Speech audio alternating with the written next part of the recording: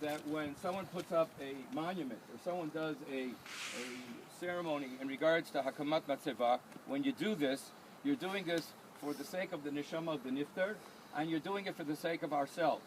In other words, we were all, she was my wife, she was my daughter's mother, and all of us here standing here were friends, and therefore there's something that has to be marked to mark the occasion. So we do that. In my hesped, I talked about the virtues of Harriet, and I'll just say a few things that we've talked about over time, my daughters and I. We know that Harriet was not a talker. She was a doer. Whatever came to her hand, whatever Maisa of Chesed that came to her hand, she had an opportunity, she went ahead and did it. But we're not just talking about 9 years or 10 years or 15 years.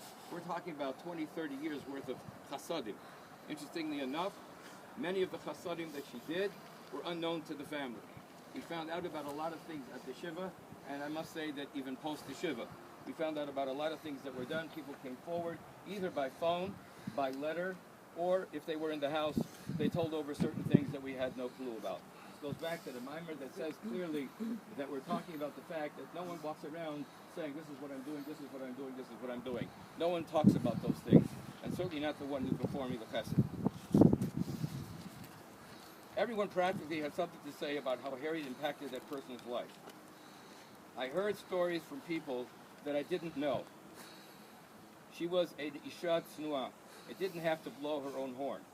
What she did, and it wasn't necessary to make others aware. Harriet, on top of that, was a strong family person. Very close to her daughters, very close to the grandchildren, and to point out something uniquely interesting, I don't know that it happens in all families, but in our family, every time one of my daughters was going to have a baby, Harriet would make it her business to try and be there. I think she missed 2 or 3. One of them is because they both went in at the same time, one in New York and one in Chicago, and that didn't help. So she went where she went because she got the call first, and it happened on Shabbos, and I was stuck not knowing if I had 2 brisim coming up, 1 bris coming up, whatever. They were both girls.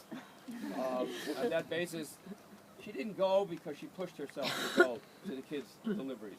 This is the relationship she had with her children.